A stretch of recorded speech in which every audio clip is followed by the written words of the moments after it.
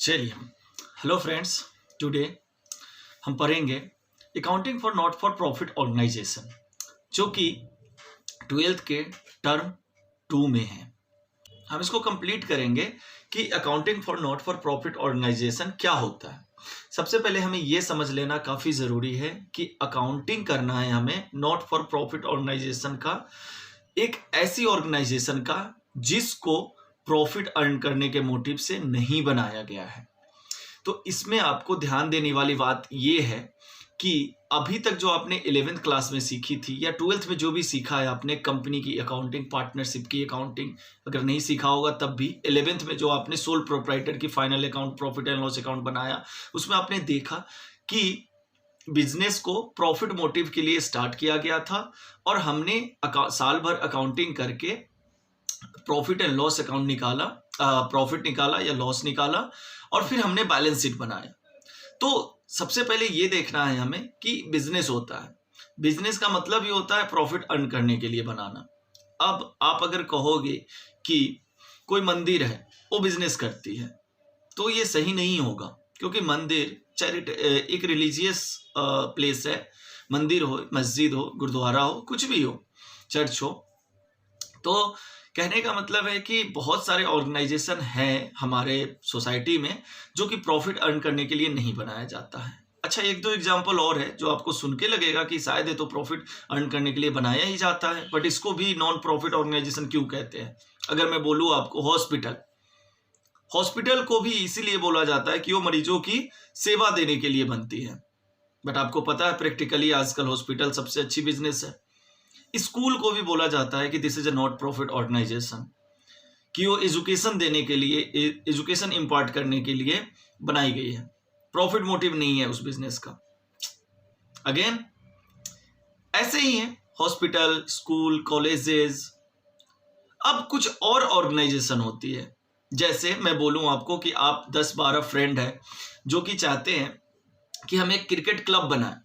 अब cricket club से मेरा क्या मतलब है? क्रिकेट क्लब का मतलब है कि 10-12 आप है, मतलब फ्रेंड्स, उन्होंने मिलकर एक ऑर्गेनाइजेशन बनाए। ऑर्गेनाइजेशन का मकसद है पैसे कलेक्ट करना, इधर आपको कोई डोनेट कर दे या तो फिर जैसे भी आपको फंड जनरेट हो, आप किट वगैरह खरीदे और क्रिकेट वगैरह मैच खेले। तो ये भी एक नॉन प्रॉफिट ऑर्गेनाइजेशन हुआ। ऑर्गेनाइजेशन तो है, क्योंकि ऑर्गेनाइजेशन का सिंपल मतलब होता है कि किसी बहुत सारे रिसोर्सेज को एक साथ ऑर्गेनाइज करना, जैसे labour, staff, fix assets, etcetera etcetera. तो यह एक एंटिटी है, but not for profit making entity है। तो ये चैप्टर आपको वही बताएगा कि नॉट फॉर प्रॉफिट ऑर्गेनाइजेशन क्या होता है। तो हम एक बार रीड करते हैं। तो देखिए, सबसे पहले यहाँ पे इंट्रोडक्शन में लिखा हुआ है, there are certain organisation which are set up for providing services to its member. Means that कि बहुत कुछ ऑर्गेनाइजेशन होते हैं जो कि सेटअप किए जाते हैं to provide services to its member, just like club, cricket club जो सेटअप किया गया ऑर्गेनाइजेशन, वो किसको हेल्प करने के लिए, किसको सर्व करने के लिए? तो ऑफ कोर्स इट्स मेंबर। चलिए आगे देखते हैं। And the public in general. Public in general का मतलब यहाँ पे एग्जांपल ले सकते हैं आप टेम्पल का, टेम्पल, स्कूल, हॉस्पिटल्स, ये सब जो पब्लिक एट लार्ज है उसको हेल्प करने के लिए बनाया जाता है। सच ऑर्गेनाइजेशन इंक्लूड्स क्लब का एग्जांपल ले लिया हमने। चैरिटेबल इंस्टीट्यूशन में मैं कह सकता हूं कि एक ऐसा इंस्टीट्यूशन जो लोगों से डोनेशन कलेक्ट करती है, और स्ट्रीट में जो आप रेड लाइट पे बराबर देखते होंगे, कुछ बच्चे ऐसे ही सोए रहते हैं, भीख मांगते रहते हैं, तो उनको फीडिंग करना, उनको पढ़ाना लिखाना, ऑर्फन है तो उनको घर देना, या कुछ बुजुर्ग है जिनको बच्चे ने घर से निकाल दिया तो उनको ओल्ड एज होम प्रोवाइड करना, ये सब। स्कूल आपको पता ही है, मैंने पहले बताया कि नॉट फॉर प्रॉफिट ऑर्गेनाइजेशन है। रिलीजियस ऑर्गेनाइजेशन में क्या क्या आएंगे? मंदिर, मस्जिद, गुरुद्वारा, चर्च, सभी आएंगे। चलिए अब यहाँ पे देखिए, ट्रेड यूनियंस भी हो सकते हैं। ट्रेड यूनियन का क्या मतलब है? ट्रेड यूनियन का मतलब आपने बहुत सारी कंपनियों में देखा होगा, कंपनी के ओनर्स ये सब मनमानी करने लगते हैं कि नहीं, बिजनेस ऐसे नहीं चलेगा, तुम्हें इतनी सैलरी नहीं मिलेगी, तुम्हें इस साल बोनस नहीं मिलेगा, तुम्हें इतनी छुट्टियां नहीं मिलेगी। तो आपने मूवी वगैरह में देखा होगा कि उसका एक यूनियन लीडर होता है सारे लेबर का, और वो जाकर जो ओनर होते हैं, जो मैनेजमेंट होती है कंपनी की, उससे जाकर बात करते हैं और फिर मैटर को सुलह करते हैं। तो ऐसे यूनियन भी आप कह सकते हो कि प्रॉफिट मोटिव के लिए नहीं बनाया गया है, बल्कि उस लेबर जो इसके मेंबर्स हैं यूनियन के, उसको हेल्प करने के लिए। वेलफेयर सोसाइटी, जैसे रेसिडेंट वेलफेयर होता है, society of the promotion of art and culture, art and culture को डेवलप करने के लिए ये चीज किया जाता है। These organisation have services as main objective. ये जो भी ऑर्गेनाइजेशन होते हैं नॉट फॉर प्रॉफिट ऑर्गेनाइजेशन, इनका मेन ऑब्जेक्टिव होता है सोसाइटीज को सेवा प्रदान करना और अपने मेंबर को सेवा प्रदान करना, objective, and not profit as in the case of organisation in business. अब बिजनेस ऑर्गेनाइजेशन में सबसे बड़ा मोटिव जो होता है वो प्रॉफिट अर्न करना होता है। आपको प्रॉफिट अर्न करना है, दैट्स इट। अगर आप एक साल प्रॉफिट अर्न नहीं करोगे तो दूसरे साल का वेट करेंगे, नहीं तो तीसरे साल बिजनेस को बंद कर दिया जाएगा, क्योंकि हमने बिजनेस को बनाया ही है प्रॉफिट को अर्न करने के लिए, that's it. Normally these organisation do not undertake any business activity. अच्छा, बिजनेस एक्टिविटी का क्या मतलब है? एक्टिविटी का मतलब हुआ purchase and sale of goods, rent paid, these are activities, manufacturing activities etcetera. But यहां पे बात चल रही है बिजनेस एक्टिविटी। यहां पे बिजनेस एक्टिविटी का ये मतलब है कि ऐसी एक्टिविटी, ऐसी इकोनॉमिक एक्टिविटी जिसको आप प्रॉफिट अर्न करने के मोटिव से करते हो। ठीक है, आप परचेज करते हो गुड्स का, तो क्यों करते हो? क्योंकि आपको इसको प्रॉफिट लगा के बेचना है, आपको इस पर प्रॉफिट अर्न करना है। अगर आपने 100 रुपये खरीदा है तो आप इसे 150 रुपये में बेचोगे। अब हम एग्जांपल लेते हैं नॉट फॉर प्रॉफिट ऑर्गेनाइजेशन में। अगर क्लब की बात की जाए तो क्लब में जो क्रिकेट होता है, क्रिकेट के लिए जो किट खरीदते हैं, एक क्लब क्या क्या खरीदेगी? क्रिकेट क्लब के लिए किट खरीदेगी। अब क्या वो किट ज्यादा दाम पर बेचने के लिए खरीदती है? तो नो, ज्यादा दाम पर बेचने के लिए नहीं, वो अपने यूज करने के लिए, मेंबर को सर्विसेज प्रदान करने के लिए। सेम फुटेज पे अगर मैं बोलूं कि कोई क्रिकेट मैच हो रहा है, वहां पे कुछ रिफ्रेशमेंट लाए गए हैं, जैसे खाने पीने का सामग्री, ड्रिंक वगैरह, सॉफ्ट ड्रिंक की बात कर रहा हूं मैं, ठीक है। तो ये सब चीजें क्यों खरीदी गई हैं? क्योंकि मेंबर को सर्व करने के लिए। तो प्रॉफिट मोटिव इसमें बहुत कम होता है। And are managed by trustee who are in fully accountable to their member and the society for the utilization of fund raised। मतलब अब देखो, मेंबर्स तो एनपीओ में, नॉट फॉर प्रॉफिट ऑर्गेनाइजेशन के अंदर मेंबर्स तो बहुत सारे हो सकते हैं। अब उस सारे मेंबर तो मिलकर क्लब को नहीं चला सकते ना, या उस ऑर्गेनाइजेशन को नहीं चला सकते।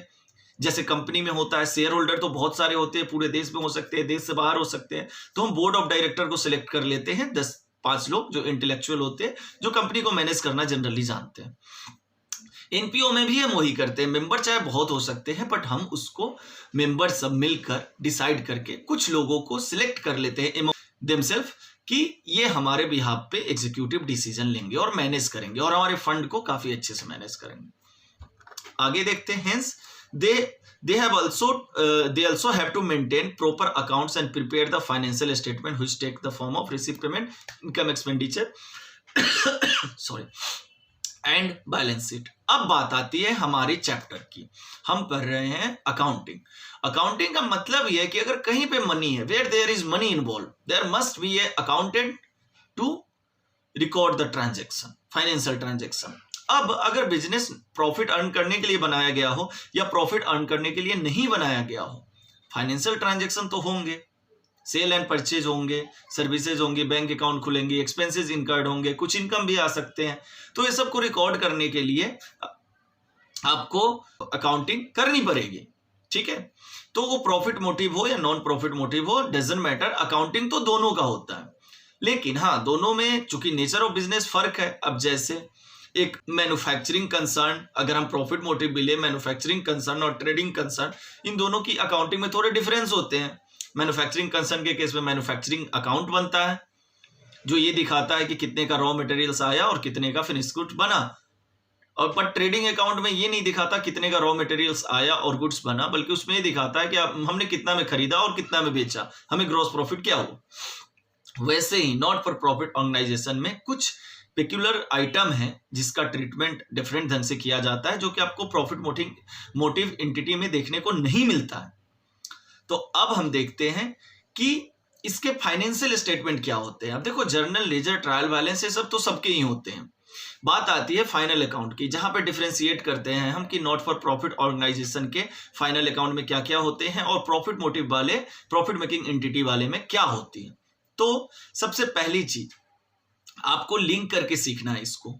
जैसे प्रॉफिट मेकिंग एंटिटी में प्रॉफिट एंड लॉस अकाउंट को बनाया जाता है और उससे निकलता है नेट प्रॉफिट और net loss. But not profit organisation के केस में तो प्रॉफिट अर्न करने के लिए एस्टेब्लिश ही नहीं किया गया है, तो इसमें नेट प्रॉफिट और नेट लॉस का क्या काम।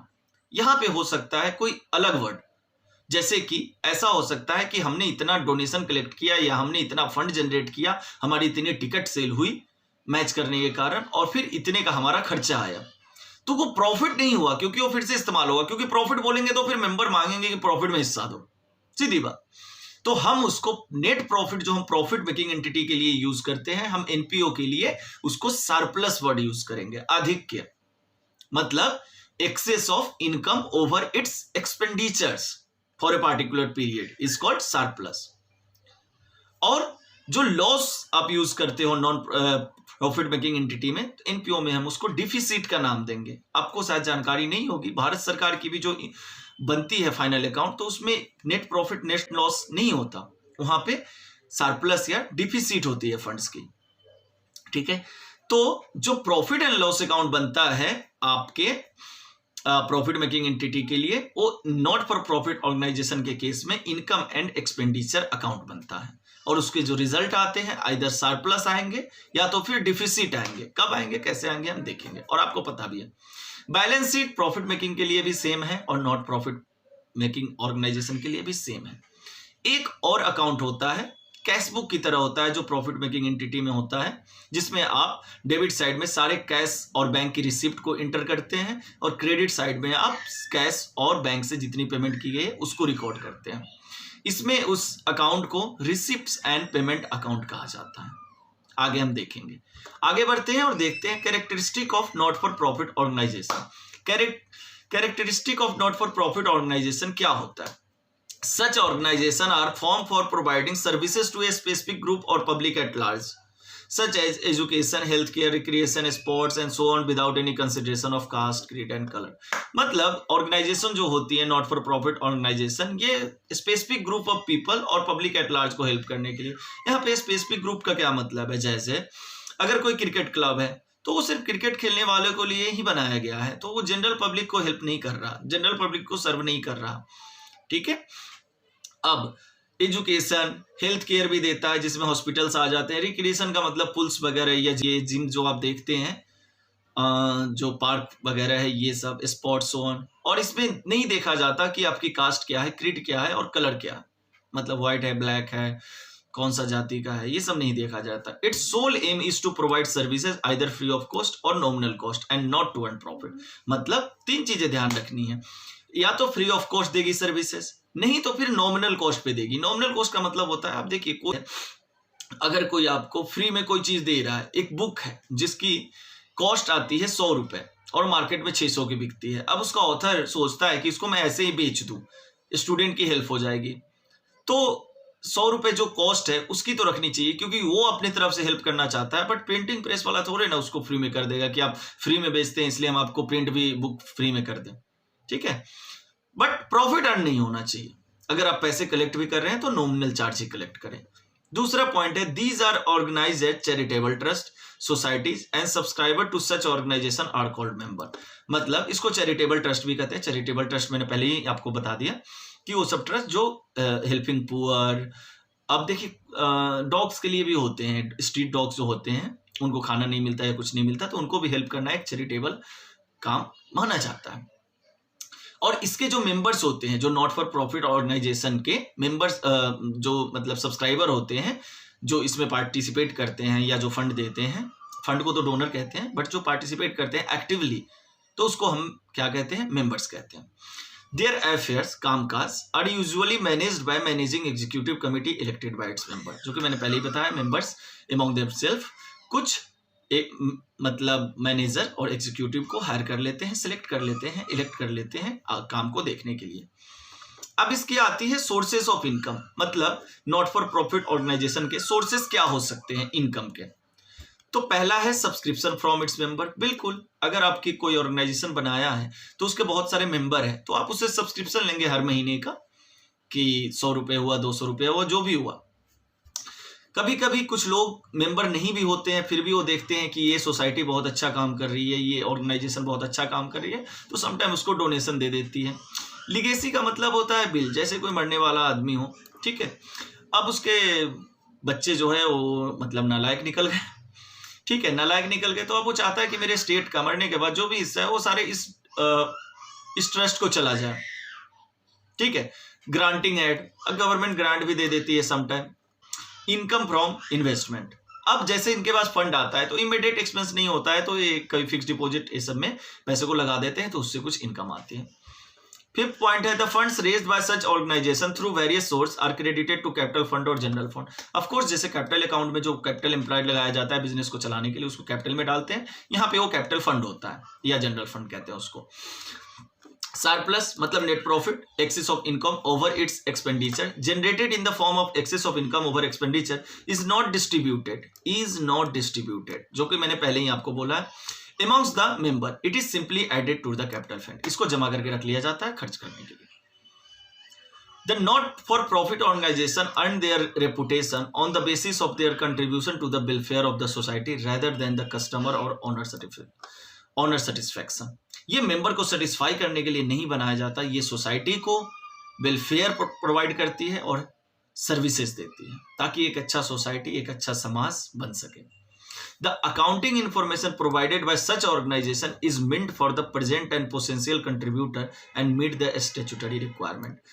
अब कुछ लीगल रिक्वायरमेंट्स भी होती है, क्योंकि ऐसे तो फ्रॉड भी हो सकता है ना, कि मैं बोलूं कि मैं गरीबों की हेल्प करता हूं और सबसे डोनेशन इकट्ठा कर लो और इंडिया से बाहर चला जाऊं।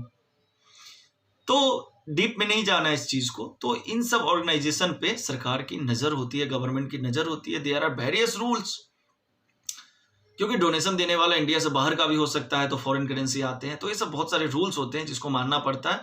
तो उस रूल्स में क्लियरली है कि आपको अपनी इनकम टैक्स रिटर्न फाइल करनी है, आपको बुक्स ऑफ अकाउंट मेंटेन करने हैं, एटसेट्रा, ऑडिट करानी है आपको, फंड को आपको शेयर में या कहीं पे स्टॉक में जमा नहीं करना है जिससे कि जनता के पैसे डूब जाएं, वगैरह वगैरह, ठीक है। आगे देखते हैं। हाँ जी, financial statement for not for profit organisation.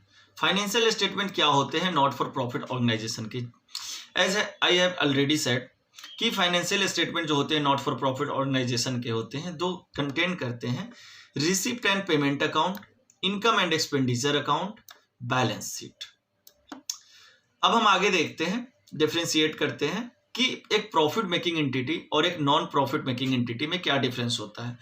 First column है आपका बेसिस ऑफ डिस्टिंक्शन, सेकेंड है आपका प्रॉफिट मेकिंग एंटिटी, और आपका not for profit making organisation या एंटिटी कह लीजिए। पहला है ऑब्जेक्टिव। ऑब्जेक्टिव साफ है, clear. The primary objective of such an entity to earn profit. ये है प्रॉफिट मेकिंग एंटिटी का, कि उसको प्रॉफिट अर्न करना है। But not for profit organisation to provide services to its member and general public utility.